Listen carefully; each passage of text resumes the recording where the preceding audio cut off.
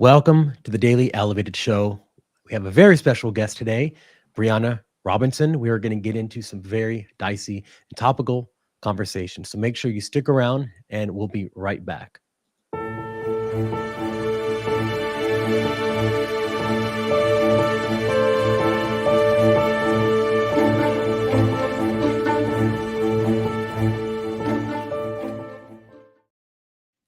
So I want to introduce Bryanna, but before I do, I want to kind of give you a background on her. She makes amazing content on Instagram about tons of different subjects, everything from the moon landing to culture to politics. So definitely recommend that you check her out. But welcome, Bryanna. It's great to have you on. Thank you. It's great to be here. So can you tell me, a bit about what really drives you? What piques your interest when you make this content? Like, what makes you, what brings that out of you? So where you're like, I have to investigate and tell people about this. Because for me, it's one thing, but I would love to know, like, from your end, where it comes from.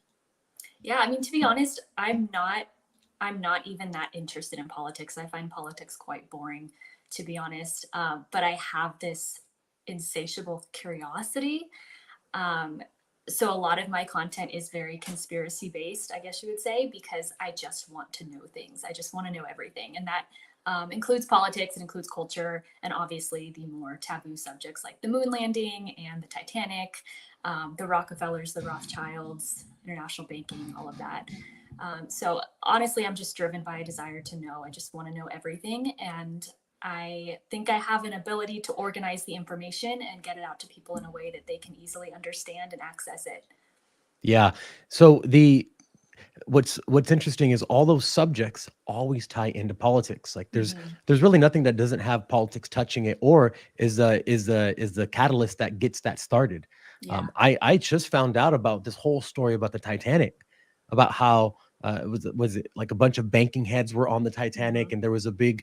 Uh, can you explain that a little bit, because I kind of forget exactly what happened?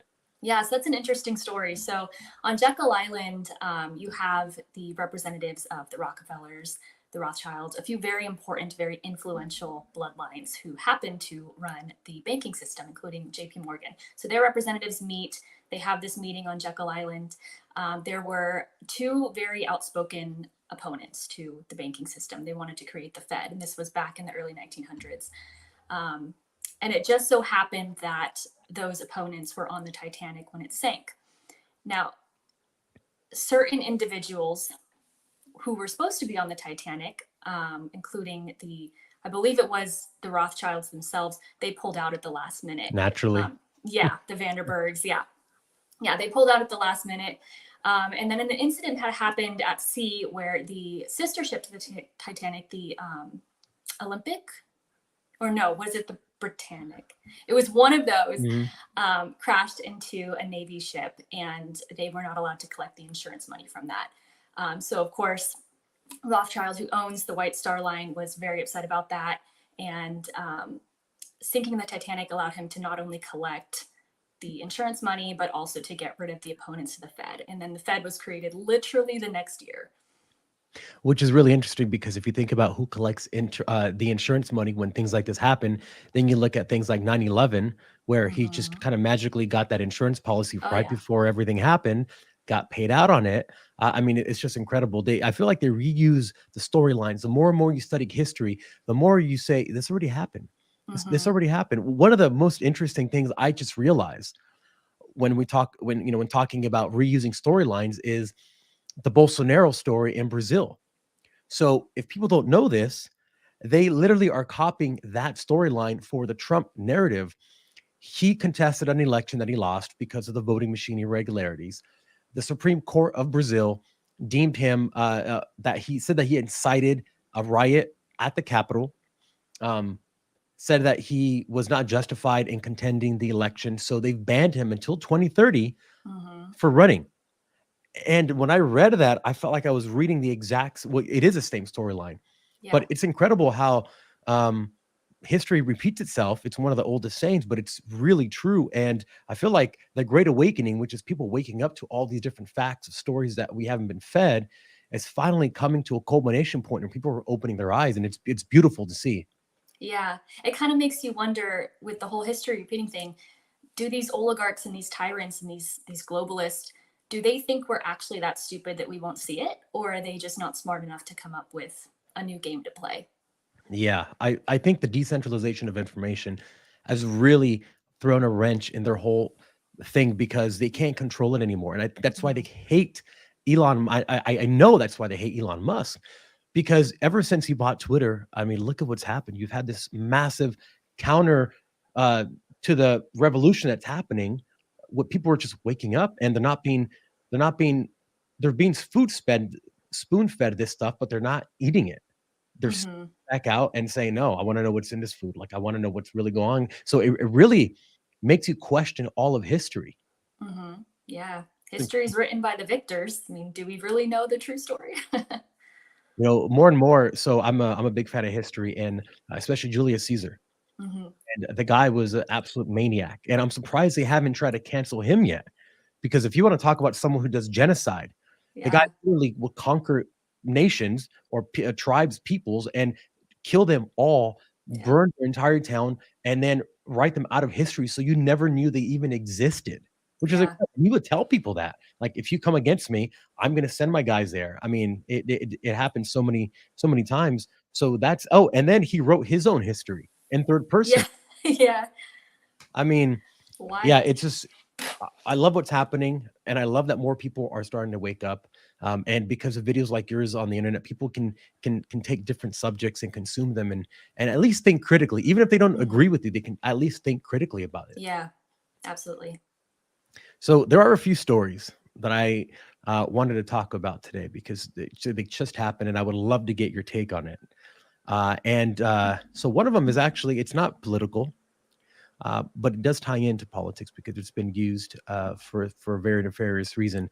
But I wanted to pull it up, and it talks about how loneliness uh, has essentially makes you die sooner, which is pretty incredible. So let me go ahead and pull this up here. So the headline says, "Never seen family or friends can lead to an early death." Researchers in Scotland have found a striking link between the lack of in person visits from loved ones and an increased risk of death. The study, which scrutinizes the influence of social interactions on mortality, offers new insights into how social factors can impact our health, especially during the start of the COVID-19 pandemic, um, which is what we kind of all knew. But now the scientists are finally coming around. But I think what they've done is absolutely horrible. Dividing us and keeping us isolated during COVID. So I'd love to get your thoughts on this. Yeah, I actually made a video about that maybe a year and a half ago on the loneliness epidemic, and specifically talking about how not just that it leads to an early death, but also being in nature. I grew up mostly in the city. I'm from Riverside, Orange County area, and now living out in the country, it's a whole different world. Like the real world is out in nature, and we built our worlds in these concrete jungles, and it disrupts your nervous system. It creates feelings of loneliness. Just getting out into nature, I believe it was once a week, the study showed, decreases feelings of loneliness by 28%. Wow. um, but yeah, loneliness is a huge contributing factor to an early death. And I think also not just like being around people, but real community, people who hear you, who understand you, who get you, who genuinely care about you. And there's such a lack of that in our culture, especially in the younger generations. It's very touch and go. It's very, what can I get from you? It's very hook up and then leave the person. The culture it does not support a healthy immune system, the healthy nervous system, or healthy communities. Yeah, I think you're spot on about everything you said. So I actually grew up in Orange County, believe it or not. Born in Los Angeles, grew up in Orange County. Been back in Hollywood for like 13 years now. But living in a concrete jungle and having the ability to have experience living and traveling in places where you have space, where you have land, it's an entirely different feeling on the human psyche. During COVID, I rode my bicycle across the country from LA to New York, and that's when I mean, I backpacked for 5 years, just everywhere, but that trip really showed me like, wow, America is so big and so beautiful. Like there's just so much space. And sometimes I'd be riding my bike, when especially in the early mornings where you have the sunrise coming up. I'm like, wow, I am literally out here in this beautiful land, and people are stuck in their cubicle at work with that, and they'll never Yeah. experience this, and it's so sad that they won't. And I know more and more people are pushed to the city because of opportunity and social life and things like that. Mhm. Um, but I think that's one of the ploys, because you can control people in the city a lot easier than you can out in the country where they're self-sustaining themselves, which is incredible Yes. to think about. Yes, absolutely. Yeah, and on that note, like we process our own meat out here now, and I mean, we get like upwards of 20 to 30 eggs a day. Like we're becoming more and more self-sufficient. Yeah, it's a totally different ball game, and you realize just how much the government sucks when you move out to the country and become self-sufficient. Um, you realize, like, we don't even, if you live in the city, you don't realize how much you're indoctrinated and how much, Yep. you've consented to the control. It's just a part of your way of life until you leave that and you're like, oh my gosh, I can't believe I lived like that. That was actually pretty oppressive. Yeah, yeah, and everything's done for you. Everything's Mm-hmm. created for you. I actually wrote. I don't know if I published this, but I wrote it yesterday or a few days ago, where I was thinking about when you live in cities, you are dependent on the government for so much Yes. more. So for essentially everything, and you're not dependent on your neighbor for any of it. You Mm-hmm. don't even know your neighbors in some of these. Like I don't know my neighbors. Yeah. Maybe like a few, but because I don't have to depend on them. So there's no community. When you live in the countryside or when you live in a small community, you literally depend on people for something. Yeah. And they depend on you, whether it be for safety, for self-policing, for just uh, morals and get-togethers and things like that. So I think that's a huge, huge component that we're missing living in cities is you don't have to depend on anyone. And Yeah. if you don't know anybody, you don't care about them. So it's like a bunch of distrust everywhere And narcissism. and narcissism. Yeah. Absolutely. Yeah. So I think you're spot on, and I think you made a good choice. I mean, Joe Rogan moved out of California. Uh, Even Jeff Bezos moved out of Seattle, went to Miami. Elon Musk moved out of here. Um, and speaking of which, now as of today, it just came out that California is in for a rude awakening, because we are now in a $68 billion deficit. Like, this is insane. We are in a California as of today. Let me go ahead and share this. Oh, that's the wrong story. We are in a $68 billion deficit. So it says the record is the deficit has swelled to $68 billion after months of unexpected low tax revenue, a shortfall that can prompt the state's deepest spending cuts since the Great Recession. Oh This my gosh. I wish the story would have come out before Gavin had his debate with Ron DeSantis, because Yes.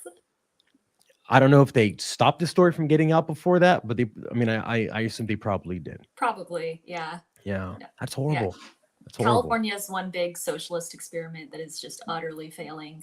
The water, the power grid, the homeless. I mean, it's a single party rule state, and if it's not clear enough already that it's ineffective leadership, Democrat leadership is ineffective. I don't know what else is going to make people see, because California is a disaster. It's part of me wants to leave here, but then the other part says if I leave, it just gives them more power. Like, Yeah. if I'm here fighting against it, then at least there's someone here. So do I cut and Yeah. run and go for greener pastures, or do I stay and try to help? Right. Yeah. That was And my dilemma as well. I had to be dragged out. I did not want to leave. I wanted to stay and fight. mm, but the beautiful thing about what you do is you can affect people from literally anywhere you're at. Yeah. You know, Yeah. so here in California, if people watching aren't from here, or specifically Los Angeles, especially because it's clearly the largest city, but there's I haven't seen Hollywood this bad since I've lived here. And I grew up as a child in East LA in the 90s when it was really, really bad. I remember the Mm-hmm. Compton riots. I lived right in that area, and I haven't seen it this bad since then. They closed down all the mental health facilities. So now everyone's on the streets. They allow people to just have tent cities and literally houses on the sidewalks. Yeah.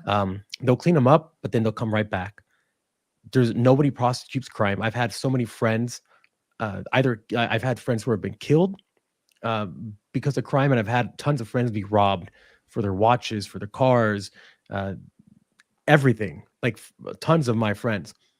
Nothing happens. No one gets prosecuted. Mm, Gascon, which is the district attorney of Los yeah. Angeles, he's a source appointed DA. He used to be the DA of San Francisco under Hmm. Newsom, and property crime surged something like 50%. They don't prosecute property crime. It's Hmm. just every single thing that can go wrong has been going wrong. It's because these socialist policies, they Yeah. don't work. Yeah. And now they want to empty out the prisons. They've been working on that for a while now. I think it was 75,000 um, people that they were letting out. And I think it was 23,000 of those were convicted of violent crimes. There were some murderers that were being let out just for the sake of emptying the prisons. I used to dance, I was going to dance professionally. And so as I was going to LA to do my auditions and whatnot, one of the reasons I quit is because it was dangerous as a 5'2" little blonde female to walk these streets by myself to get to these auditions. I just wasn't willing to put myself at risk like that. Yeah. And you know what's sad is I see a lot of tourists that come here, and I can see in their eyes when they're walking on Hollywood Boulevard, the image that they had, and they spent all this time and money and Yeah. saved up for months and months to come here, and the look on their eyes when they're dressed really nicely, they're walking down Hollywood Boulevard on the Avenue of the Stars, they call it, and they look around and they're like, "What the hell is this?" It's like Yeah. their dreams have just been shattered. And in my head, I'm like, "Just go to West Hollywood, go to Beverly Hills, like Yeah. get out of the main Yeah. part." But there's this image and facade of what Hollywood is. You come here and it's really really dangerous. I have a lot of Hmm. friends who come from Dubai, England, and all these other places, and they're like pretty girls. And the first thing I do, I said, When you get here, I'm going to give you pepper spray. I'm going to show you how to use it, and always have it in your hand whenever Yeah. you walk on the street." Because you're right. Being like a female and being blonde and walking around, you have a target on your back. Yeah. Yeah, absolutely. I used to go to concerts at the Hollywood Bowl a lot, and I always had people with me. I was never alone. But we would go down to Hollywood Boulevard afterwards and just like hang out. There were always street performers at like midnight, 1 in the morning, and it was really fun. And you cannot do that anymore. No, no, you can't. Yeah, it's crazy. This is stories all the time that happen here. And if anyone's listening and says that sounds horrible, well, it'll be coming to a city near you unless Hmm. something changes, because these policies are being spread everywhere. These source appointed DAs and local politicians are in your city, state already. I'm seeing ads actually. I don't know if you've seen this, but I'm seeing ads on Instagram saying, clearly it's this like leftist organization saying you should run for office. We're going to show you exactly how to do it. So they're taking people and they're pushing them for these positions because they want to fill every single administrative, public official, school board, you name it. They want to get someone in there to completely take over everything. Yeah, it's And unbelievable. and a lot of these leftist people they don't have any kids, so they have a bunch of free time Yeah. to go do a bunch of stuff. And so I think that's a really interesting position that we find ourselves in. Yeah. Even here in Texas, I mean, there's so much going on here in Texas that people just don't realize. I think Texans are, they're under the illusion that they live in Texas, the freest state in the nation, and that could not be further from the truth. We actually were ranked 25th in terms of conservative policy in the Wow. US. A lot of Soros backed, Clinton backed DA candidates. The school system is appalling. I think it's worse than California as far as like the woke LGBT Oh, nonsense. Tons of children's drag shows. I mean, I went to some like all up and down the state, just so many. Um, yeah, I don't think people realize how bad it is. And it's not just California, it's everywhere now. hmm. Yeah, I was in Dallas about a month ago or so visiting a friend, a buddy of mine, and he was telling me, he goes, all the cowboys left. He goes, there's no cowboys in Dallas anymore. Yeah. They all moved to whatever city is near there. I forget what. But he's like, yeah, they all went over there.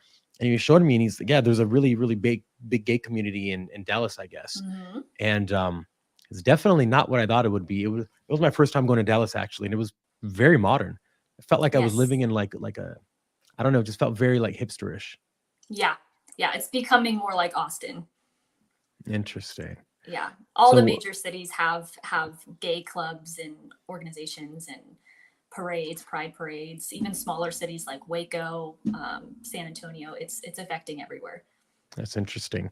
So we're going to go to a quick commercial break, and then I want to talk about something that happened. This is politics, even though you don't like politics, but Hunter Biden is being indicted again for the umpteenth time. So we'll be right back after this.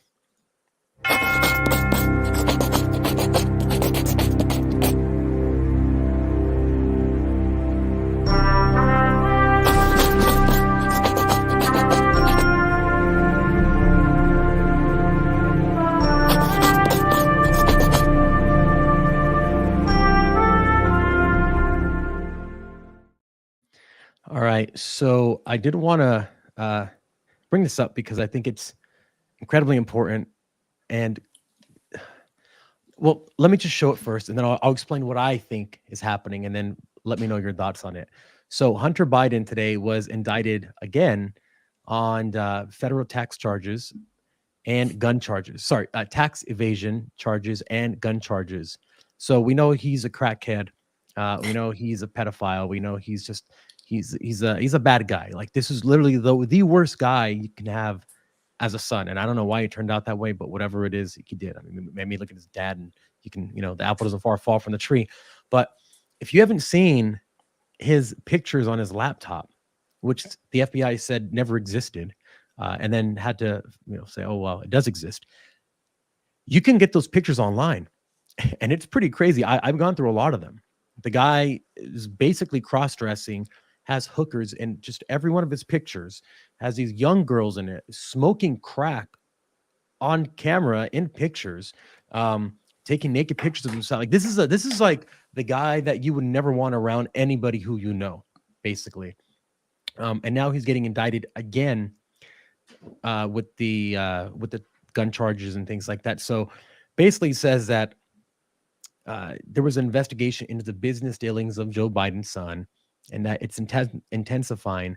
Now he has 3 felonies and 6 misdemeanors, in addition to federal firearms charges in Delaware, alleging that he broke laws against drug users having guns in 2018.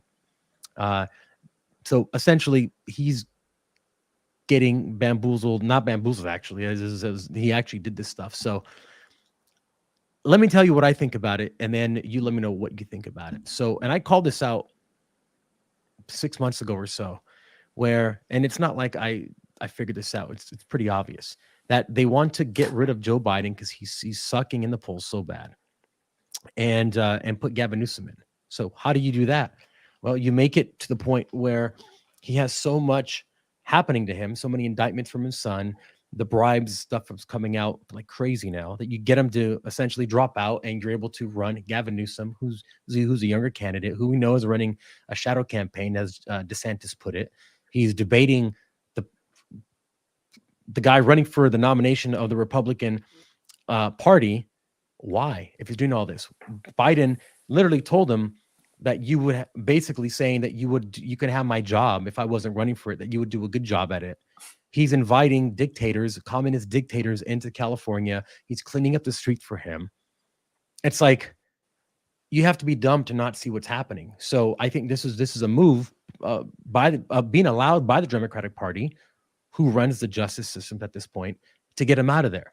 Yeah. So I don't know if you have any other thoughts on it, or just, yeah.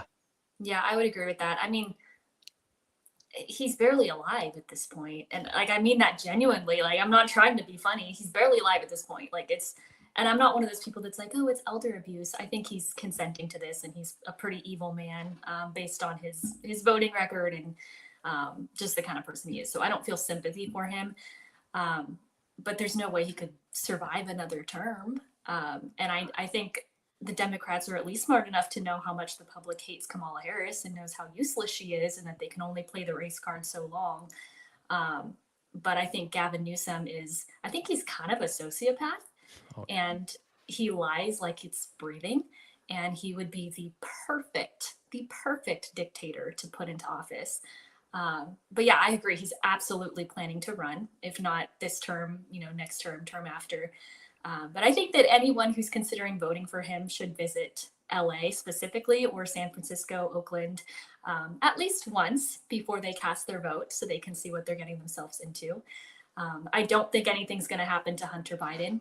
I remember when the media and the left absolutely crucified Trump's sons for what they deemed was trophy hunting over in Africa, Yeah. and if that's horrible, why is Hunter Biden's activity not horrible? It's so much worse. Yeah. So Yeah. I saw that Alex Jones. I don't know if you saw Alex Jones on Tucker Carlson yesterday. It's an incredible I interview. didn't. I It saw pieces of it. Yeah. Yeah, it's an incredible interview. But essentially Alex Jones kind of talks about this, where you have this situation where Gavin Newsom wants to run. And by the way, in my different life, when I was still a moderate Democrat, I worked on campaigns in the Democratic Party, and I would go to the state conventions in San Francisco and San Diego. We always alternate north and south. And I've met Gavin Newsom back when he was lieutenant governor several times. And the very first time that I met him, the stuff that he said that I heard when he asked if there was, he literally goes, is anyone here from the Sacramento Bee, from the Chronicle, from the Times? No? Okay.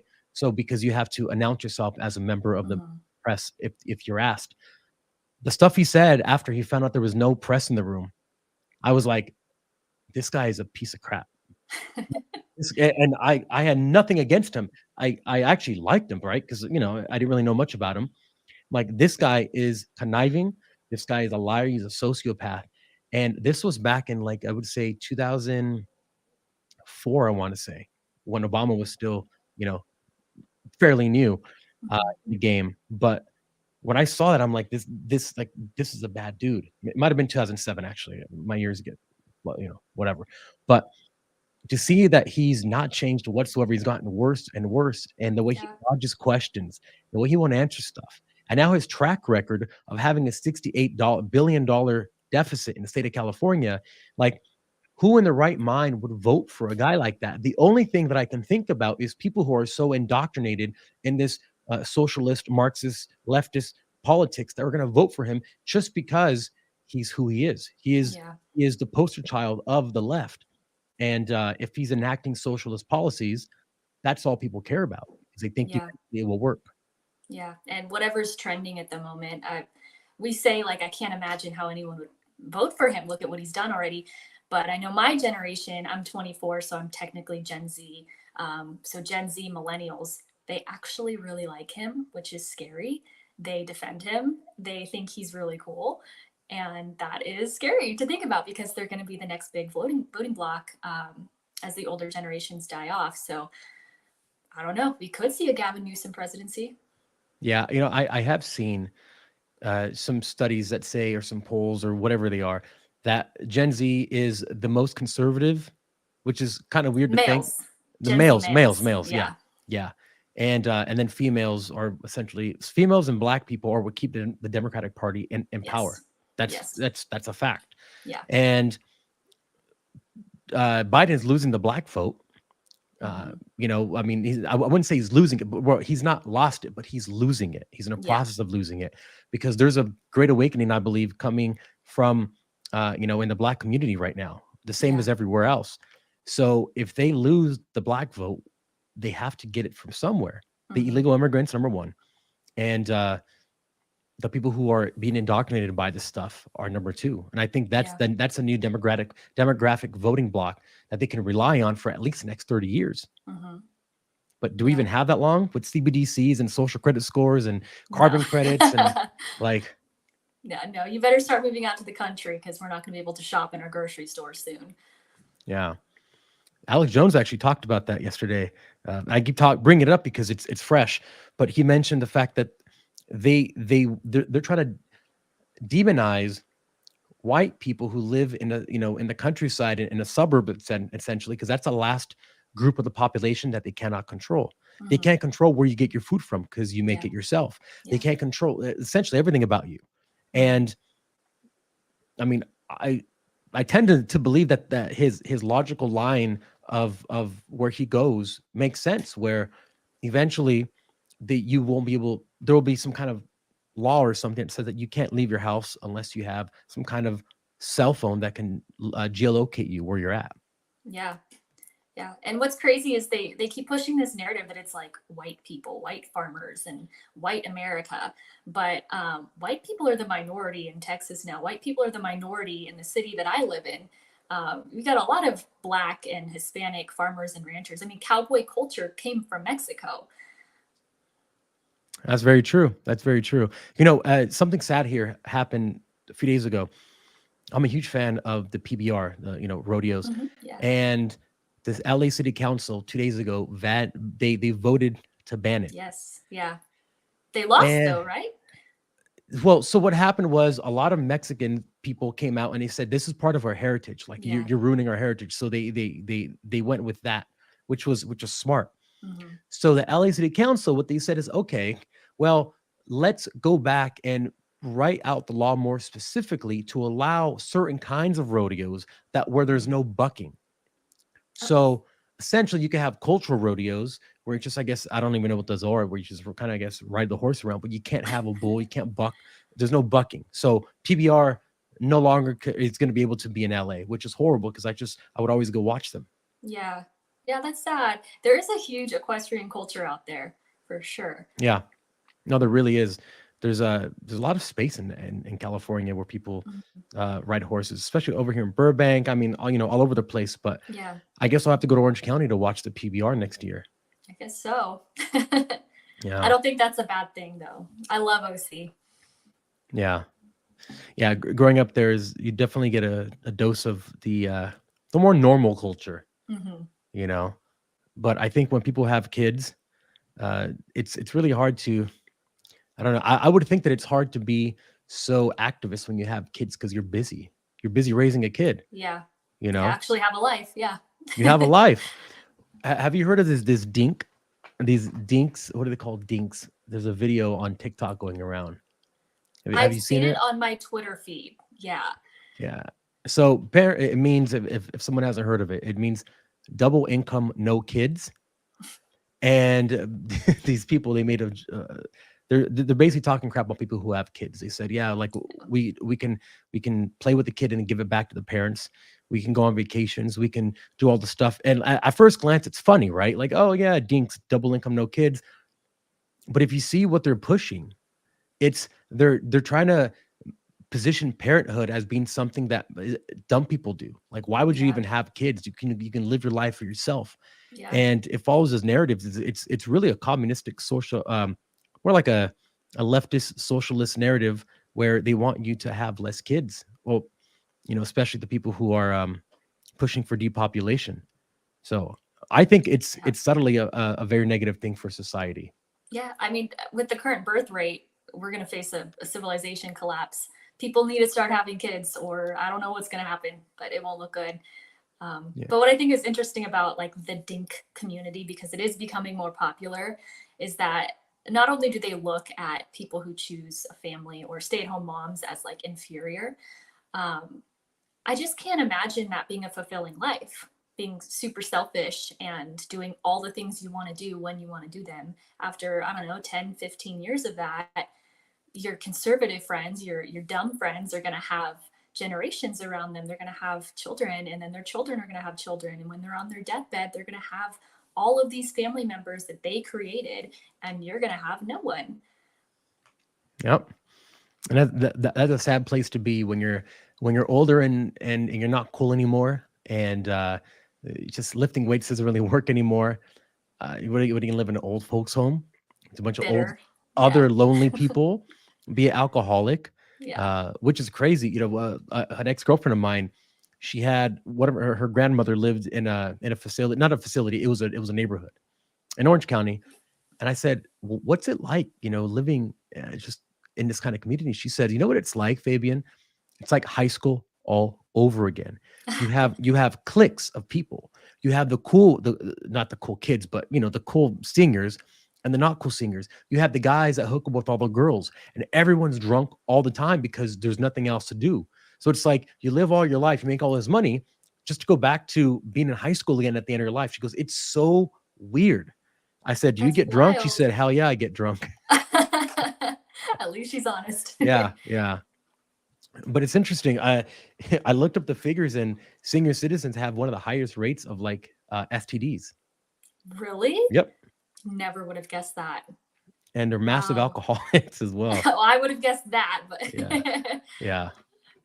My cousin, he's a CHP officer, which is California Highway Patrol, Mhm, and he talks about how they have silver alerts. So you'd have amber alerts for, like, missing people, mhm. but there's a thing called silver alerts when an elderly person who is on meds disappears and is like driving a car most of the time.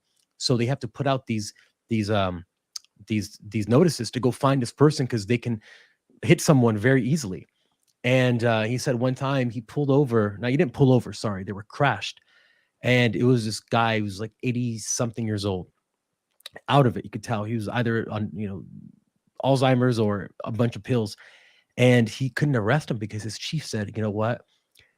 I don't want this on our. There's going to be too much media. There's going to be too much crap that we have to deal with. Just get him back to his home. So he's like, Wow, yeah, pretty crazy. that's wild. Yeah, yeah. So when you get old, you can do whatever you want unless you're Joe Biden. I guess so. Yeah. Yeah. Yeah. But I would love to know what your thoughts about what's happening with culture. I mean, we know it's well. Let me just leave it at that. I would love to know what you think is happening right now and where you think we can kind of steer clear of it. Part of me is a bit of a doomer, like, oh my gosh, we're in a mess. And then the other part of me has a lot of hope. And I think there's a huge difference between millennials and Gen Z that I've observed and that studies have shown. Millennials are very entitled. They are like the depression rates are high. There's a difference with Gen Z because Gen Z almost recognizes what went wrong and they've started to switch mostly with the men, the young men. Unfortunately, the women are not quite there yet, but we're seeing a shift even with feminism. More Gen Z individuals, females, are rejecting feminism and choosing more of a stay at home mom type lifestyle, which is really encouraging to see. Um, so part of me looks around at culture and feels really sad because there is so much narcissism, so much depression, so much loneliness, the fentanyl crisis. But then part of me looks at Gen Z and is filled with hope because there are a lot of good things coming. Like Gen Z is the most sober generation. Who would have thought the youngest, demographic would be the most responsible with alcohol? Usually we're sold this narrative that it's your time to party, high school, college, you get drunk and you hook up and you go crazy and all of that. And Gen Z seems to be starting to reject that, as well as rejecting the 9 to 5 cubicle lifestyle. And some of them do that in the form of embracing socialism, obviously, but then others do it in the form of embracing entrepreneurship and creating a lifestyle that's more conducive to wellness and community and doing the things that they're passionate about. So I'm very interested to see where it goes, but it's hard to say one way or another, whether it's 100% good or 100% bad. I think it's very split down the middle, and a lot of it does have to do with gender. Yeah. Yeah, I mean, you're spot on because there's a lot of good that's happening, and a lot of the stuff that's highlighted is all bad because just negative news sells and it gets clicks, and Yeah. people just, for some reason, you watch local news, it's all negative news. But there's also a lot of good. There's a lot of innovation. There's a lot of Mm-hmm. people who are thinking about the future and saying, why are things the way they are? These people hundreds of years ago created the system that we live in today. Why not Yeah. make it better? And Yeah. that's very capitalistic. Um, Yes. then you have the other side of the equation, which is socialism, and which in the end is the goal is to be a communist country, and we have that fight that's reared its head now we Mm-hmm. have to fight all over again, like our ancestors fought it for the first Mm-hmm. time around. But this time, the tools that the communists have, especially in China, because they literally are communists. So I would say the communists and the socialists, the tools they have are so much more powerful than what they had back then. So we're having to contend with a world where technology can track every single thing you do every single day. Mm-hmm. Um, and in the future, maybe even everything that you think. So Yes. I think we're headed towards a climax, and I think this next election is probably going to be. I mean, in my estimation, aside from Abraham Lincoln and what happened with him, I would say probably, in my opinion, the most important election that we're going to have. because another 4 years of what's happening now, and I don't know if we rebound from it, because we know the entire world follows the Yeah. U.S. And if we're the last bastion of freedom, and we're the last country that has a true First Amendment in our Constitution, and everyone else falls, and we're the last one standing, then what's going to happen to the world?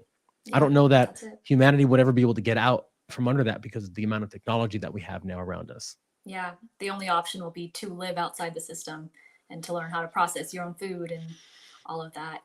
But I do wonder, are we even going to have an election in the traditional sense? I think the voter turnout would have to be so overwhelming that they cannot compensate with the ballot harvesting and all of their fraudulent activities. So we'll see. Yeah, and Alex Jones he brings up a good point. So in the interview with Elon Musk, which I've referenced 100 times now, but it just happened, so it's fresh in my mind. But he was talking about how Klaus Schwab likes to telegraph his next move. I think Mm-hmm. Klaus Schwab is the head of the World Economic Forum for anyone Yes. listening, but he has this narcissism in him where he especially in the last 5 years, where he's saying things that you're like, dude, is he really saying that in public? He must feel so untouchable that he can Mm-hmm. say whatever he wants. Whereas before, you'd have to say things kind of with a double in double speak or with hidden meanings. He's just saying it outright. Yeah. So he's already saying that there's a possibility that we could have a massive cyber attack, which is what people have been saying for a while. Mm-hmm. Does that happen before the next election so we don't have an election? Does something happen to the candidates where we can't have an election? Like, what are they planning? I'm sure they've planned for option A, B, C, D, E, and F, where we're just thinking about A and B. These people who their only job is to try to conquer the world, which is pretty insane to think about. Yeah. Every single day you wake up, how can I conquer the world? That's a horrible way to live. So if that's all you do, and that's your job, you probably have 15 different options of what you can pull, like COVID. Yeah. Back in the 1990s, a card game came out. It was the Illuminati card game. And the Illuminati card game accurately predicts a lot of world events, including what happened at the Pentagon on 9/11 and the Twin Towers. And then obviously, this was years before that happened.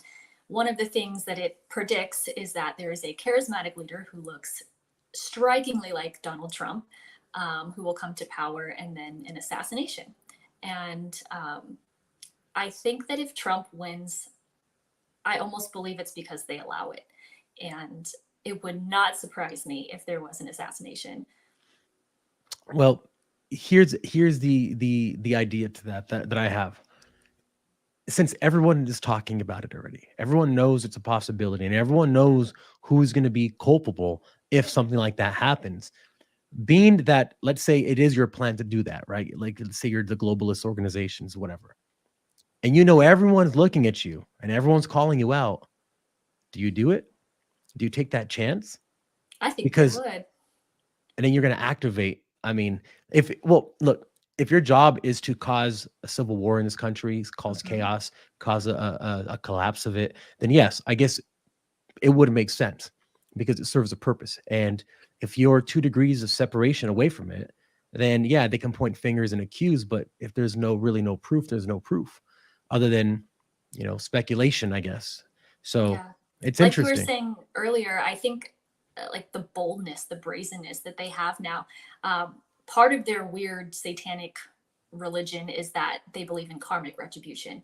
So they believe they have to tell us what they're going to do um, before they do it in order to clear their karma. And so historically, they've always done that in very subtle ways, very small ways. So people say, oh, symbolism will be their downfall. And I don't think they're hiding behind symbolism anymore. No, they literally have pedophile symbols on children's diapers. Yeah. And I don't know if anyone's seen this, but I posted on my story not too long ago. But they literally have the symbol for I think it's like boy lover, that Mm-hmm. triangle, Yeah. um, on kids' Pampers. Like if that's not obvious enough, and if you're looking for a bigger sign than that, like that's as obvious as it gets. Yeah. And this whole, I mean, I don't want to get into the whole Pizzagate stuff, but that whole thing is just these people are Yeah. so sadistic and weird. And If you knew what they were doing, you wouldn't be able to sleep. yeah, Yeah. yeah. But I think it's all coming out now. And I told Mike and Gentry this. I think the reason why they're pushing so hard for this maps minor attracted person. Love is love. It doesn't matter what age is because number one, they believe it. But second of all, I think there's a possibility. Well, I think they know that eventually the Epstein list will come out Yep. and they'll have to have a way to combat it. If you can Mhm. turn public opinion to be okay with whatever is going to come out, then it lessens the blow of that coming out. So you Mhm. try to diminish the impact that it'll have. That's why I think they're waiting as long as they can to until it gets out, because when it does, it's going to cause a firestorm. And if you Mhm. can indoctrinate enough people during that time to say, well, I mean, it's cool because a man could be a woman or whatever they want, and love is love. We're all one. Age is nothing. Yeah, So that's personally my opinion on why they're doing that. I would agree with that. Yeah, yeah. So we've been going on for about 45 minutes now. So before we get out of here, can you tell people how to find you and maybe your socials? Yeah, absolutely. I am on TikTok and Instagram as Bryanna X Robinson, and I'm on Twitter as Bry Robinson. And then I will be starting YouTube soon, and that is all linked in the bios of all of my socials. Well, I'm excited to see that. And yeah, if you don't follow Brianna, make sure you follow her because the videos are incredible. So thank you so much for being on. I really had a joy talking to you and kind of diving deep into some of these subjects. And can't wait to see more of your stuff come out. Thank you, and thank you so much for having me. See you guys later. Thanks for tuning in. And make sure you follow both of us on that ticker symbol right down there. There's both of our Instagrams. So make sure you add us and we will see you next time.